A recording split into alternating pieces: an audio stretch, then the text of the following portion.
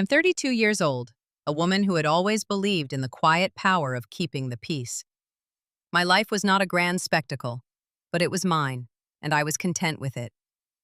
My husband, Mark, was a good man, though often caught in the gravitational pull of his mother, Eleanor. She was a woman who measured the world in terms of prestige and appearance. To her, I was a constant, nagging disappointment. A curiosity her son had picked up, something to be tolerated but never truly accepted. The family reunions were her stage, and we were all actors in a play where she was the sole critic. She would glide through the crowds of relatives, a queen in her own mind, her voice a carefully modulated instrument of praise for some and subtle dismissal for others. I was always in the latter category. The comment that finally broke my long-held peace was not shouted. It was delivered in a conspiratorial whisper to her sister, loud enough for me to hear as I passed by with a tray of drinks.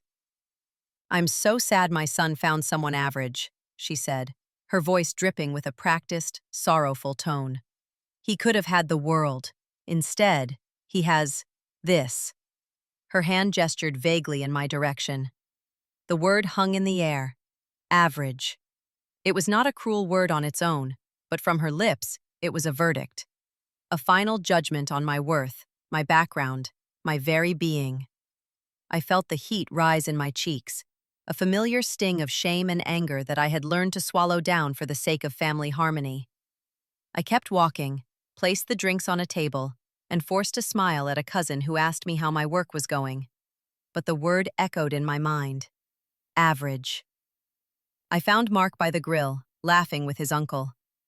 I waited until his uncle moved away before I approached him. "I need to talk to you," I said, my voice lower than I intended. He smiled, oblivious. "What's up? Did you try the potato salad?"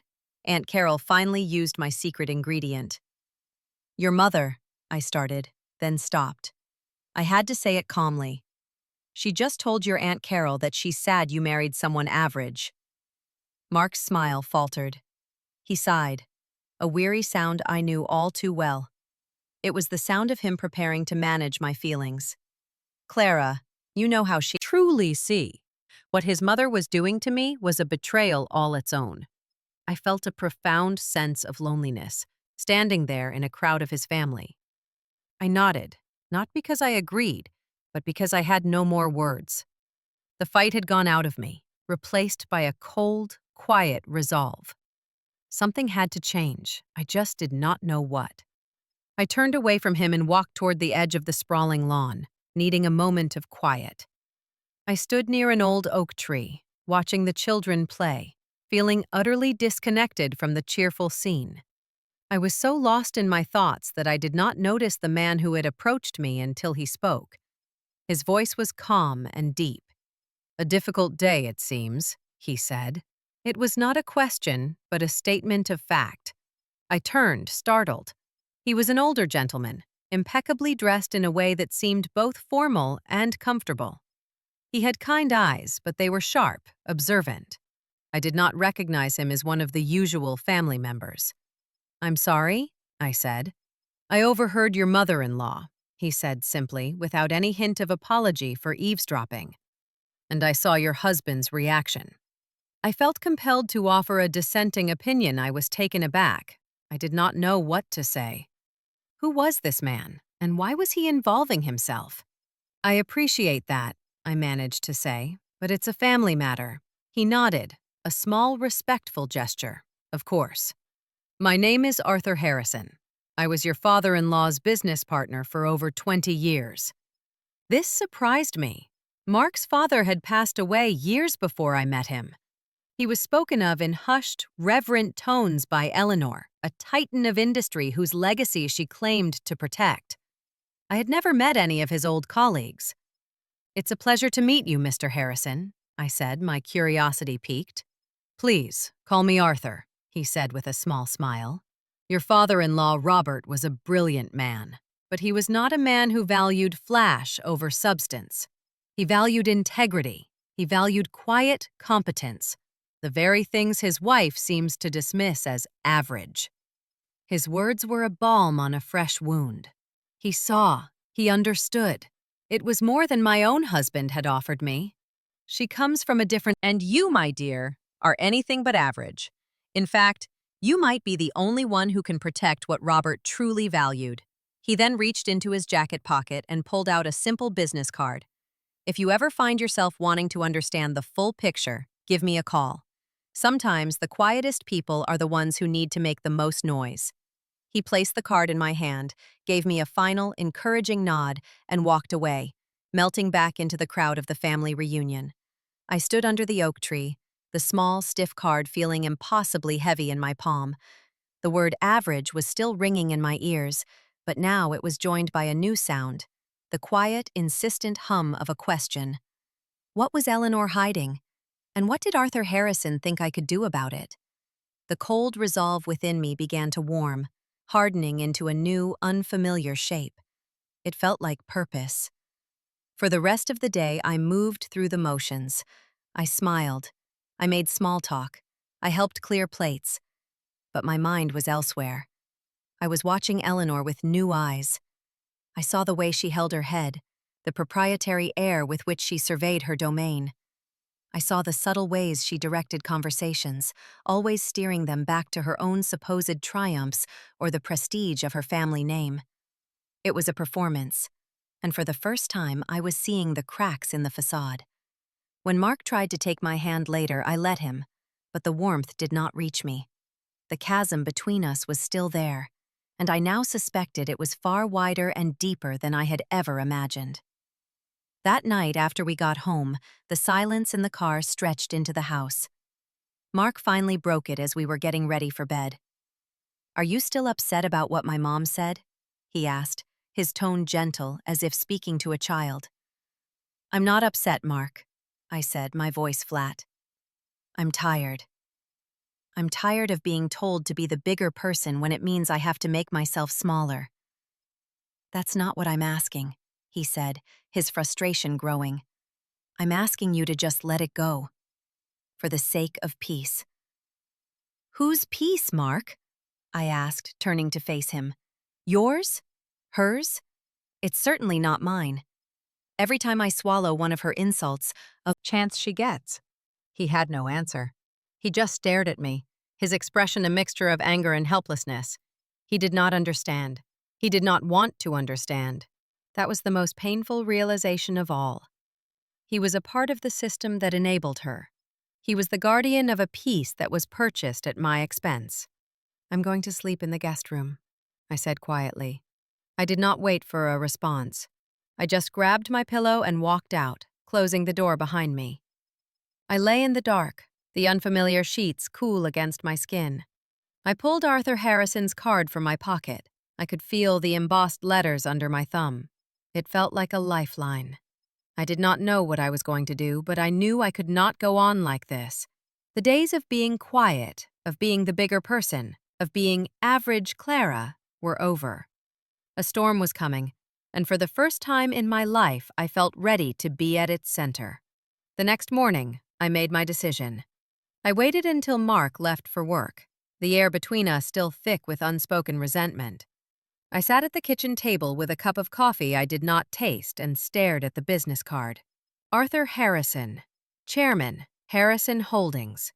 It was a simple, elegant card, but it spoke of a world of influence I knew little about. Taking a deep breath, I dialed the number. A polite secretary answered, and I asked to speak with him. I expected to be put on hold, to be vetted, to be told he was in a meeting. Instead, she said, "One moment, please. He said he was expecting your call." My heart skipped a beat. He knew I would call. He was waiting. "Clara," Arthur's voice came on the line, as calm and steady as it had been under the oak tree. "I'm glad you called. I trust you've had some time to think." "I have," I said, my voice steadier than I expected. "You said some things yesterday, about Mark's father, about Eleanor. You said she isn't what she appears to be. I need to understand what you meant." There was a pause on the other end of the line. "That is not a conversation for the telephone," he said. "Would you be available to meet for coffee this morning? There is a quiet place near my office." "Yes," I said without hesitation. "I can be there in an hour." He gave me the signaling for the waiter. Clara, before we begin, I want to be clear about my motives. Robert was my dearest friend. I have watched from a distance as Eleanor has reshaped his legacy into something he would not recognize. It has grieved me. But my primary concern now is for his son and for you. I believe you are both in a precarious position, though you may not be fully aware of it. This was more serious than I had imagined. Precarious? How? I asked. He leaned forward slightly, his voice low. Eleanor cultivates an image of immense wealth and stability. She talks about the family fortune, the portfolio, the company Robert built. The truth is, the company, Sterling Manufacturing, is in trouble. Deep trouble. I was stunned. Sterling Manufacturing was the bedrock of the family's identity. Eleanor spoke of it as if it were a fortress, an unshakable empire. What kind of trouble? Financial, he said bluntly. After Robert passed, Eleanor insisted on taking a more active role. She has a board, of course, but she is the majority shareholder and her voice carries immense weight. She has made a series of unwise decisions, expensive vanity projects, lavish corporate spending to maintain appearances. She's been borrowing against the company's assets to fund her lifestyle, treating it like a personal bank account. The debt is staggering. The cash flow is a nightmare. Several key executives, people Robert trusted, have resigned in protest. She replaced them with yes men. I felt a wave of dizziness. This was not about personal insults anymore. This was about the foundation of my husband's future, his inheritance. Mark knows nothing about this? I asked, a sick feeling growing in my stomach. I highly doubt it, Arthur said. Eleanor controls the narrative. She likely tells him everything is wonderful, that business is booming. She would never admit to failure. Her pride would not allow it. To the world, and especially to her son, she must appear infallible. It made a twisted kind of sense. Her obsession with status, her need to see Mark marry someone who would enhance that status, her dismissal of me as average. It was all part of the performance. She was propping up a crumbling facade, and I was a crack in the wall she could not plaster over. Why are you telling me this? I asked, my voice barely of her influence. And forgive me for being blunt, but you seem to possess a pragmatism that she sorely lacks. You are not average, Clara. You are grounded. And right now that family needs an anchor, not another sail. His faith in me was both terrifying and empowering. He was a stranger, yet he saw me more clearly than my own husband. What do you want me to do? I asked. For now, just listen and watch, he said. He slid a thin manila folder across the table. It was unmarked. This is a start. It's a summary of the company's recent financials, prepared by a very concerned accountant who recently left Sterling. It shows the debt-to-asset ratio and the cash flow deficit. It's not gossip, it's data. Take it, study it, understand it. The next time Eleanor boasts about her business acumen, you will know the truth. I reached out and took the folder. My hand was trembling slightly. This folder felt like a weapon, a dangerous one. Be careful, Clara, Arthur warned, as if reading my thoughts. She is a cornered animal, and she will be vicious if she feels threatened. Do not confront her directly, not yet. First, you must be sure of your footing, and you must find a way to make your husband see the truth. That will be your greatest challenge. We talked for another hour. He told me stories about Mark's father, about his vision for the company, about his quiet philanthropy and his distaste for ostentatious displays of wealth. He painted a picture of a man who was the complete opposite of the myth Eleanor had created. By the time I left the cafe, my world had been turned upside down. The family I had married into was not the one I thought it was. The woman who held all the power was a fraud, and I, the average daughter-in-law, was now in possession of a truth that could bring it all crashing down. The question was no longer if I would do something. The question was when and how. I went home and hid the folder. I could not risk Mark finding it. Not yet. That evening, he came home with flowers, a peace offering. He apologized for getting angry. I'm sorry, he said, his voice sincere. I hate fighting with you. I know Mom can be difficult. I'll talk to her. A week ago, those words would have been enough. I would about corporate debt, about leveraging assets, about the signs of a company in distress. Sterling Manufacturing was a privately held company, so information was limited, but there were whispers. Industry articles that mentioned Sterling losing a major contract, a trade journal piece that speculated about their financial health. Little things that, on their own, meant nothing. But when viewed through the lens of Arthur's information, they formed a disturbing pattern. I also started paying more attention to Eleanor's spending. She would call me to gloat about a new piece of art she had purchased for the collection, or a last-minute trip to Paris she had decided to take. "One must keep up appearances, dear," she would say, her voice laced with condescension. "It's what Robert would have wanted." I now knew she was not spending from a bottomless well of profit. She was draining the company dry, siphoning its lifeblood for her own vanity. My greatest challenge, as Arthur had predicted, was Mark. I tried to gently probe, to ask questions about the business. "How are things at Sterling?" I asked one night over dinner. "Great, as always," he said with a proud smile. "Mom just landed a new client. A big one. She's a genius, you know. Dad taught her everything." He was so completely convinced by her narrative. How could I break through it without sounding like I was attacking his mother? The very thing Arthur had warned me against. I decided to try a different approach. "I was thinking," I said casually, "I have some downtime at work. I'd love to learn more about the family business. Maybe I could help out? Even just with some administrative stuff." Mark looked surprised. "You? Why would you want to do that? Mom has a whole team for that." "I know, but it's your legacy, Mark," I said, choosing my words carefully. "I want to understand it. I want to be a part of it. It's important to me." He seemed touched by the sentiment. "Okay," he said slowly. "I guess it couldn't hurt. I can mention it to Mom. I'm sure she'd be thrilled to have you take an interest." I knew she would be anything but thrilled, but it was a start. It was a way in. Mark spoke to her the next day. The phone call I received from Eleanor that afternoon was icy. "Mark tells me you've developed a sudden interest in my company." Husband's name seemed to strike a nerve. There was a sharp intake of breath on the other end of the line. "Fine," she snapped. "You want to observe? Be at the office on Monday at 9. You can sit in on my weekly managers meeting. You will sit in the back and you will not say a word. Perhaps then you will understand how out of your depth you are."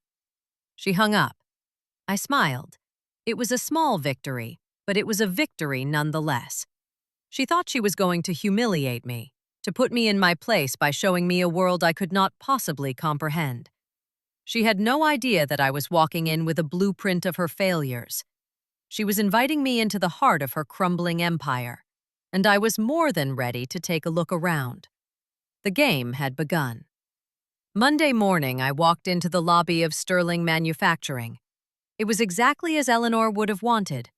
Opulent, imposing, and slightly dated.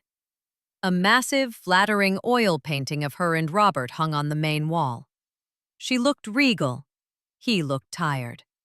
I announced myself to the receptionist, who looked me up and down with a flicker of disdain before buzzing Eleanor's office. Clearly, word had gotten around that the average wife was visiting. Eleanor's assistant, a nervous young woman named Sarah, escorted me to the boardroom. "Mistress Thorne will be with you shortly," she whispered, as if she were afraid of being overheard.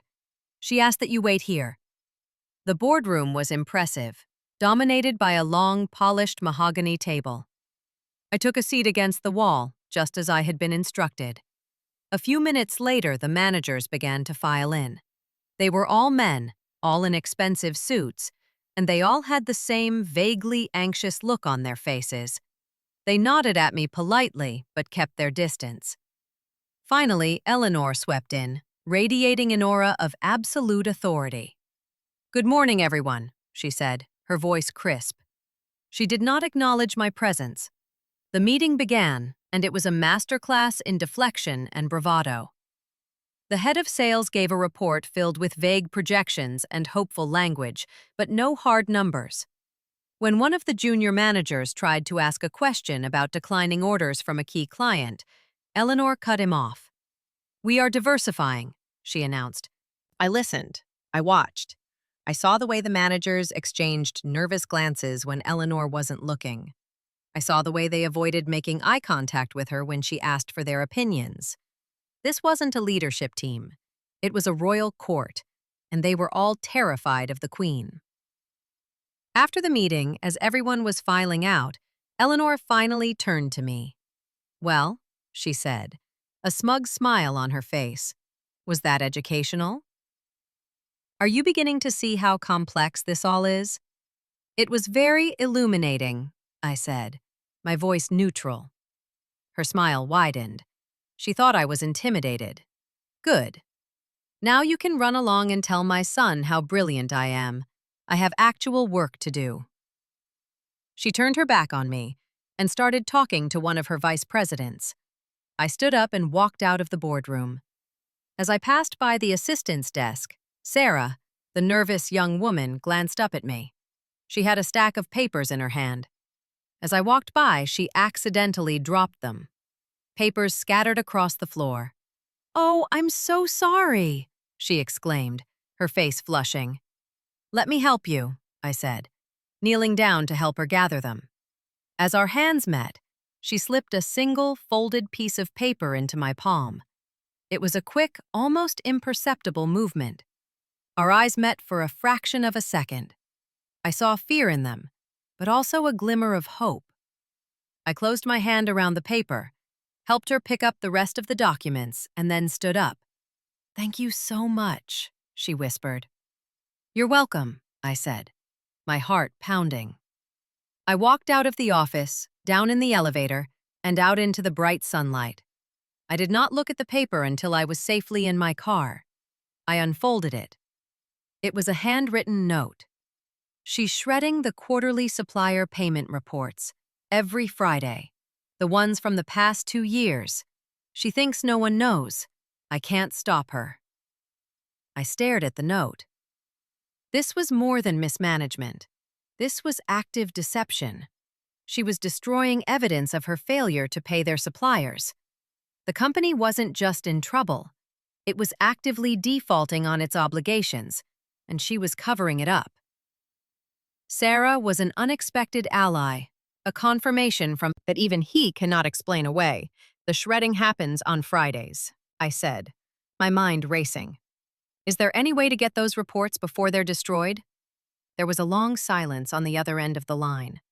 There might be, Arthur said slowly. The accounting software they use, the one Robert installed years ago, it has a remote backup feature, a failsafe. Robert was always paranoid about losing data.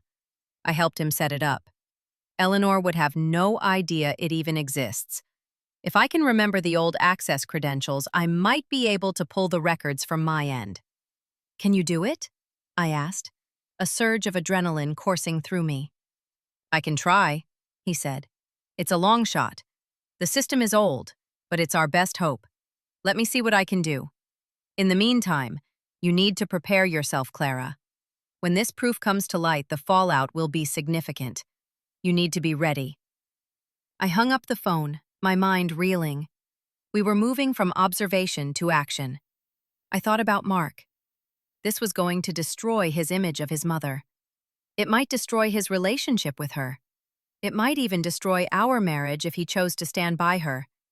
The thought terrified me, but it did not stop me. The truth was more important.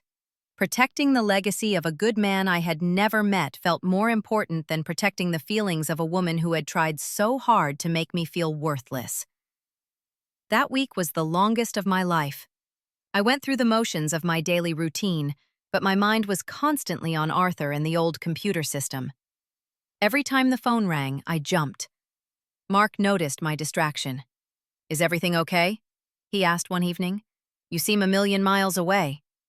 "Just a lot on my mind from work," I lied. The ease with which the lie came to my lips unsettled me. I was becoming someone I did not recognize, someone who kept secrets from her husband. But what choice did I have? Finally, on Thursday afternoon, Arthur called. "I have it," he said, and I could hear the triumph in his voice. "I have everything. The supplier invoices, the payment records, or rather the lack of payment records. It shows a pattern of delinquency going back 18 months. It's all here, date and time-stamped. It's irrefutable. Observation was over. This was the moment of truth. That evening, I waited for Mark to get home. I set the table for dinner, my hands shaking. I felt sick with dread. This conversation would change everything. When he walked through the door, he was in a good mood. He kissed me and handed me a small box. "What's this?" I asked. "Just because," he said, smiling, "for being so patient with me lately. I know I haven't been the easiest husband." I opened the box. It was a beautiful, delicate necklace. A wave of guilt washed over me. He was trying, in his own way, and I was about to detonate a bomb in the middle of his life. But I had to. I took a deep breath. "Mark, we need to talk," I said, my voice serious. I led him to the living room and asked him to sit down. I had my laptop on the coffee table. "This sounds serious," he said, his smile fading. "It is," I said. "It's about your mother, and it's about Sterling Manufacturing." His face immediately hardened. "Clara, if this is about that average comment again, I swear—" "It's not," I interrupted. "I wish it were that simple. This is about the company. Mark, the company is in serious trouble." He laughed, a short, sharp, disbelieving sound. "What are you talking about? Mom just told me they had their best quarter ever. You were there on Monday. You saw how she runs things." "I saw a group of people who are terrified of her," I said. "Mark, what I'm about to show you is going to be very difficult to see. I need you to promise me you will look at it with an open mind. Please." He sighed, leaning back on the sofa, crossing his arms. It was a defensive posture. "Fine. Show me. Show me whatever conspiracy theory you've cooked up." My heart sank. He was already on her side. But I had to try. I opened my laptop and pulled up the files Arthur had sent. I started with the summary page, a simple chart showing the company's rising debt and a list of the top 10 unpaid suppliers with the amounts owed next to their names. "What is this?" he asked, squinting at the screen. "Where did you get this?" "This is from Sterling's own accounting system," I said. "Mark, your mother has manipulated. Someone is trying to hurt her, and you're falling for it." "Who would be trying to hurt her, Mark?" I asked. "This is her own doing." "She's been spending money the company doesn't have. She's been destroying the records so no one finds out." "Destroying records?" he scoffed. "Now you're accusing her of a crime?" "This has gone too far, Clara. I think you're jealous of her. You've always been jealous of her success, of her relationship with me, and now you're making up these insane stories to try and tear her down." The accusation hit me like a physical blow. Jealous. He thought this was about jealousy. He was so deep in her web of lies that he could not see the truth even when it was laid out in front of him in black and white. "I'm not jealous," I said, my voice trembling with a mixture of hurt and fury. "I'm trying to save you. I'm trying to save your father's legacy from being completely destroyed by her pride and her ego." "Save me?" he shouted, standing up. "I don't need saving from my own mother. I need saving from my wife, who has apparently lost her mind." He was looking at me with contempt. The man I loved was looking at me as if I were the enemy. The chasm between us was now a canyon. I had tried. I had given him the proof, and he had thrown it back in my face. "Fine," I said, my voice suddenly cold and clear. The hurt was replaced by a steely resolve. "Don't believe me.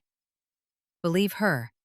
But when the suppliers file their lawsuits, when the company collapses, when everything your father built turns to dust, I want you to remember this conversation. I want you to remember that I tried to warn you." I closed the laptop. "I'm going to stay with my sister for a few days," I said. "I can't be here right now." "Good," he spat. "Go. Maybe some time apart will help you come to your senses." I packed a small bag, my hands moving with a strange, detached calm. I put the necklace he had given me back in its box and left it on the bed. I walked out of the house without another word. As I drove away, I saw his silhouette in the window, watching me go. I had never felt so alone. But he can't see the real woman in front of him. I thought the proof would be enough, I said, my voice thick with unshed tears. I thought he would see it and understand. People believe what they want to believe, Chloe said, making me a cup of tea. And he wants to believe in St. Eleanor. So, what's your next move? I'm going back there tomorrow, I said, to the office. It's Friday. Sarah's note said she shreds the reports on Fridays. I'm going to make sure Mark is there to see it. Chloe's eyes widened. That's risky, Clara. What if Eleanor sees you? She's not expecting me, I said. And I'm not going to announce myself. I just need to get Mark there at the right time. I need him to witness it with his own eyes. It's the only thing that will break through. The next morning, I called Mark. He answered on the second ring, his voice wary. What do you want, Clara? I want to apologize, I said, forcing a tone of contrition into my voice. You were right. I was out of line. I shouldn't have listened to outside sources. I let my feelings about your mother cloud my judgment. I want to come to the office and apologize to her in person. There was a long silence. I could almost hear him processing my words, the relief warring with his suspicion. You really mean that? He asked. Yes, I said. I was wrong. I'll be there around 11:30. Can you meet me there? I'd like you to be there when I talk to her. Okay, he said slowly. Yeah, okay. I'll meet you in the lobby at 11:30. I hung up, my heart hammering against my ribs. The lie felt slick and ugly in my mouth, but it was a necessary evil. I immediately called Arthur and told him my plan. It's a bold move, he said, and a dangerous one. Sarah could lose her job. Sarah is already looking for a new job, I said. She told me so in another quiet note, and this is bigger than her job now. This is about everything. All right, he said. Be careful, and call me the second it's over. I arrived at the Sterling building at 11:20. I saw Mark's car in the parking lot. He was already here. Good. I did not go to the lobby. Instead, I went around to a side entrance, one used for deliveries. I knew from my visit that it led to a hallway in her office, not in the lobby. A moment later, I saw him walk past the glass wall, heading towards Eleanor's office at the end of the hall. Perfect. I waited. 5 minutes passed. 10. My palms were sweating. Then, I saw what I was waiting for. Sarah stood up from her desk. She picked up a thick stack of papers from a printer tray. The quarterly reports. She glanced nervously towards Eleanor's office door, then walked quickly towards a small copy room at the end of the hall, right next to the executive suite. The copy room that also contained a large industrial shredder. This was my chance. I took a deep breath and walked out of my hiding place. I strode purposefully down the hall, directly towards Eleanor's office. Just as I reached the door, I saw Sarah come out of the copy room, her hands now empty. She saw me. Her eyes went wide with panic, and she quickly scurried back to her desk. I did not knock. I opened the door to Eleanor's office and walked in. Mark was standing by the window. Eleanor was seated behind her massive desk, a triumphant smirk on her face. She had clearly been enjoying her son's report of my impending apology. My sudden entrance, unannounced, wiped the smirk from her face. "What is the meaning of this?" she demanded, her voice sharp. "Clara, you're supposed to wait," Mark started, but I held up a hand to silence him. "I'm sorry, Eleanor," I said, my voice ringing with false sincerity. "I have been completely out of line. I came to apologize." She leaned back in her chair, mollified. "Well, it's about time you came to your senses." Apology accepted. "But before I do," I continued, my voice changing, becoming harder, "I have a question for you. I was just looking at your latest quarterly report, and I was so impressed. I was wondering if I could get a copy of the supplier payment ledger for the last fiscal year, for my own education, of course." Eleanor's eyes narrowed. Mark looked confused. "What are you doing, Clara?" he asked. "It's a simple question," I said, my eyes locked on Eleanor. "The payment ledgers. I'm sure your assistant could print them out for me right now." A flicker of panic crossed Eleanor's face. "That's confidential company information," she snapped. "It is not for you to see." "But why not?" "To the copy room. I'm sure the originals are in the shredder bin right now, aren't they? Along with the ones from the last 2 years. Is that your standard filing system, Eleanor?" The color drained from her face. She was caught. She knew I knew. Mark stared at her, then back at me. "The shredder?" he whispered, the words sounding alien on his lips. He finally understood. The lie he had been told, the lie he had so desperately wanted to believe, was unraveling before his eyes. He did not say another word. He just turned and walked out of the office. I heard his footsteps moving quickly down the hall towards the copy room. Eleanor sank back into her chair, her face a mask of utter defeat. She looked old and small behind the enormous desk. I followed Mark. I found him standing in the copy room, staring down into the large bin of the industrial shredder. It was filled with the thin, crisscrossed strips of what had once been the company's financial records, the evidence of her fraud. He reached in and pulled out a handful of the shredded paper, letting it run through his fingers like sand. He looked up at me, his eyes filled with a pain and betrayal so profound it took my breath away. "You were telling the truth," he said, his voice hollow. "All of it." "You were telling the truth." I just nodded, my heart aching for him. This was the moment his childhood ended, the moment the perfect, infallible image of his mother was shattered forever. We stood there in silence for a long time. The whir of the office machines was the only sound. Finally, he dropped the shredded paper back into the bin and walked out. I followed him back to Eleanor's office. She was still sitting there, frozen. Mark stood in the doorway, looking at the woman who had raised him. "Why?" he asked, his voice cracking. "Why would you do this? To Dad's company? To us?" Eleanor finally looked up, her eyes swimming with tears. But they were not tears of remorse. They were tears of rage. "I did it for you!" she cried. "I did it to maintain our lifestyle. To give you everything. Do you have any idea the kind of pressure I am under? The expectations? This world is cruel to women who are not strong. I had to be strong. I had to project away, not looking back. I gave Eleanor one last look. She was no longer a queen on a throne. She was just a frightened woman who had been caught in a web of her own making. The satisfaction I had expected to feel was not there.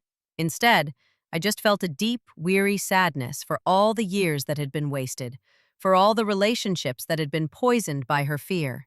I turned and followed my husband, leaving her alone with the ruins of her paper kingdom. The aftermath was swift and brutal. Arthur Harrison, with Mark's full backing, called the emergency board meeting.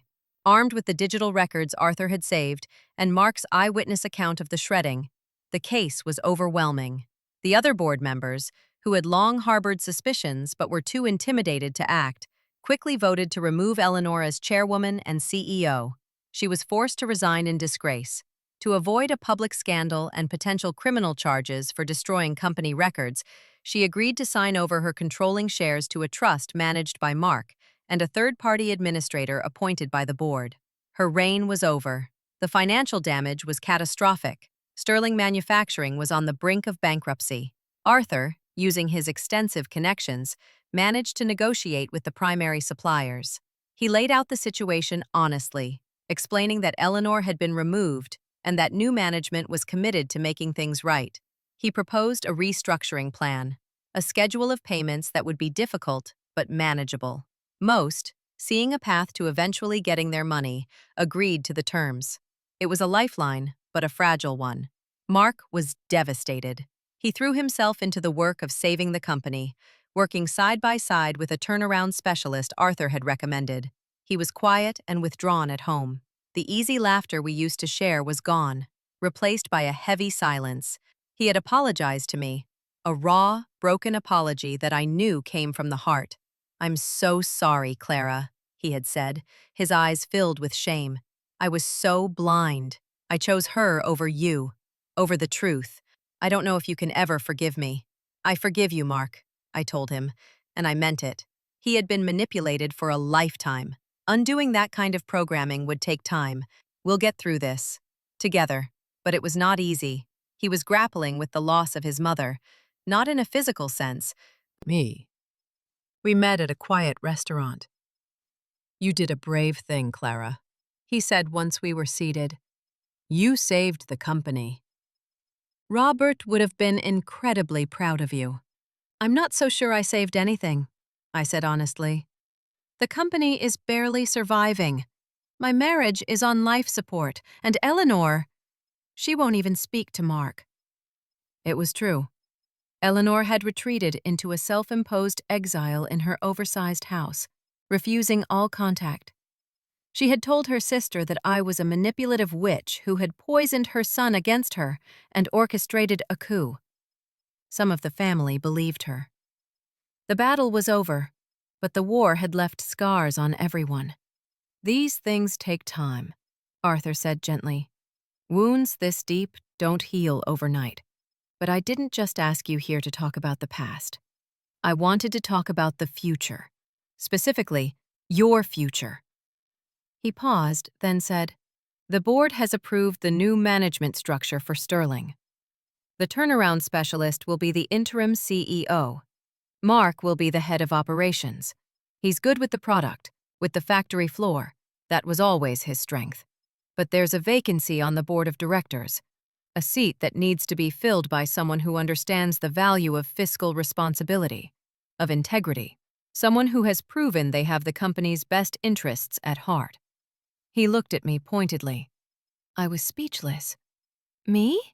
I finally managed to say. Arthur, I don't have any experience with this kind of thing. I have a normal job. You have integrity, he said firmly. You have courage. And you have common sense, which is something that has been sorely lacking at Sterling for a very long time. You saw the truth when no one else would. You are exactly what that board needs. You are the anchor, remember? I did not know what to say. The idea was terrifying, but it was also intriguing. A seat at the table. A chance to help rebuild what had been broken. A chance to prove once and for all, not just to Eleanor, but to myself, that I was more than just average. I'll need to talk to Mark about it, I said. Of course, Arthur said, smiling. But the offer is from the board, Clara. Buried in denial. You were right about everything. The company needs you. I need you. He reached across the table and took my hand. His grip was firm. I've been a terrible husband, he said, his voice thick with emotion. I let my mother define our marriage. I let her define you.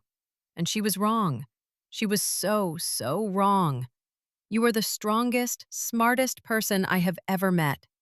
And I've been a fool. I'm so sorry. Tears welled in my eyes. It was the breakthrough I had been waiting for, the acknowledgement I had so desperately needed. It was not just an apology for his blindness, it was a recognition of my strength. I love you, Mark, I whispered. I love you too, he said, squeezing my hand. And I promise, I will spend the rest of my life making this up to you. We'll rebuild this, the company and us, together. I accepted the seat on the board. The first few meetings were intimidating. I was the only woman and by far the youngest person in the room. But I had done my homework. I had read every report. I had studied every financial statement. I listened more than I spoke, but when I did speak, it was with purpose. I asked simple, direct questions. The kind of questions Eleanor had never allowed. Why is this expense necessary? What is the return on this investment? How does this align with our recovery plan? Slowly, I earned their respect. They began to see that I was not just the founder's daughter-in-law, I was a serious, thoughtful contributor. Mark and I started working as a team. He would explain the operational challenges, and I would help analyze the financial implications. We started talking again, really talking. We would spend hours at the kitchen table, poring over plans, rebuilding not just a company, but our partnership. The intimacy began to return, deeper and stronger than before, forged in crisis and cemented by mutual respect. Several months later, we were at another family gathering. It was a much smaller, more subdued affair. Eleanor was not there. Many of the relatives who had once fawned over her now kept their distance. Her sister, however, made a point of coming over to me. "I hear you're on the board now," she said, her tone a mixture of curiosity and had any power over me. My mother-in-law had tried to define me with one dismissive word, to put me in a box and keep me there. But she had underestimated me. She had no idea that her cruelty would be the catalyst that would force me to discover a strength I never knew I had. I was not a corporate titan. I was not a socialite. I was just Clara. And for the first time, that felt like more than enough. It felt like everything. The work was hard. Rebuilding Sterling was a slow, grueling process. We had to make tough decisions, including laying off some staff, which was a painful but necessary step to keep the company afloat. Every decision was scrutinized. Every dollar was counted. Mark and I worked late into the night, side by side. Our home, which had once been a place of quiet tension, became a command center. The kitchen table was perpetually covered in spreadsheets and strategic plans, but we were in it together. The chasm between us had closed, filled in with shared purpose and a new, profound respect for each other. One evening, Mark came home looking more tired than I had ever seen him. He dropped his briefcase by the door and sank onto the sofa. "What is it?" I asked, sitting beside him. "I went to see her," he said quietly. "My mother." My heart constricted. He had not seen her since the day of the board meeting. He had called, but she had refused to speak with him. "How did it go?" I asked gently. "It was awful," he said, rubbing his face with his hands. "She's rattling around in that huge house all by herself. It's a mess. She looks like she hasn't slept in weeks. She yelled at me. For an hour. She said I betrayed her, that you had turned me against her, that we had stolen her company."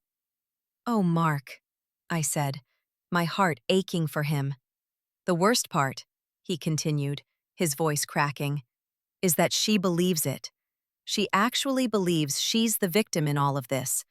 There's no remorse, no understanding of what she did. She just kept saying, 'After everything I sacrificed for you.' She's lost in her own story."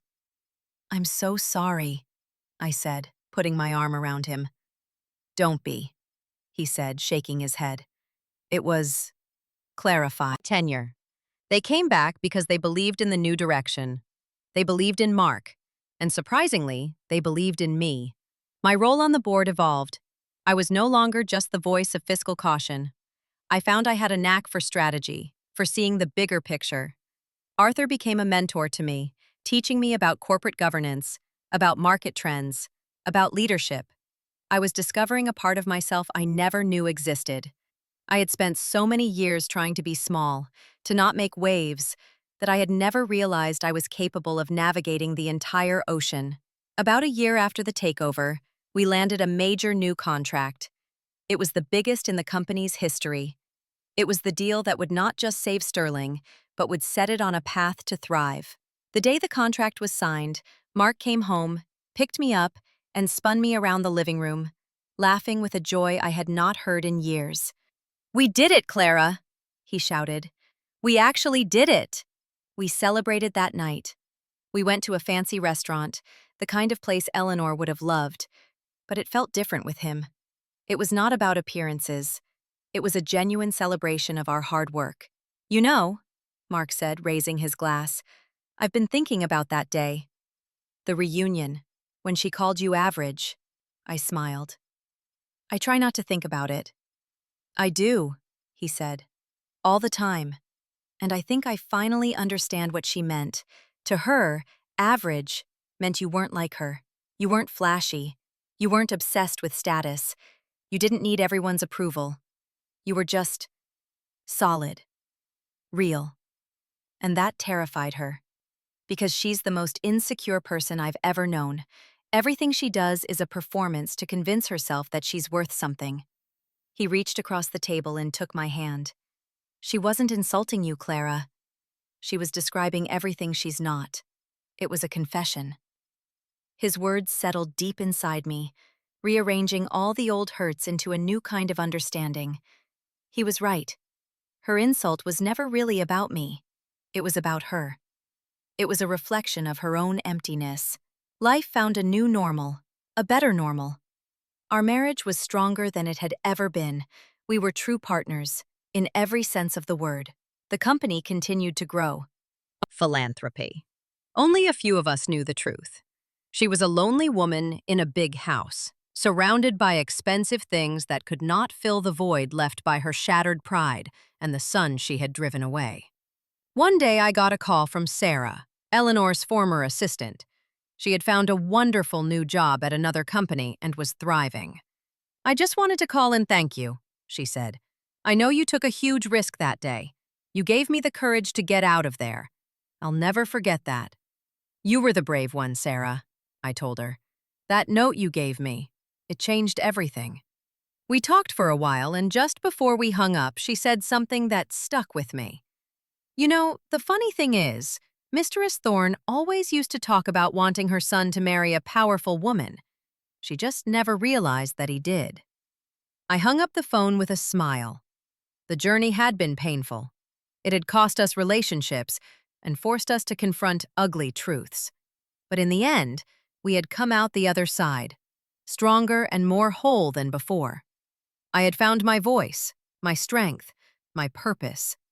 Not in a boardroom, not in a financial statement, but within myself. My mother-in-law had tried to write my story with a single, dismissive word. She had no idea she was handing me the pen. And I had written a much better ending. A quiet, competent, and deeply satisfying one. Average was the last thing I felt. I felt like the architect of my own life, and the foundation was finally, unshakably solid.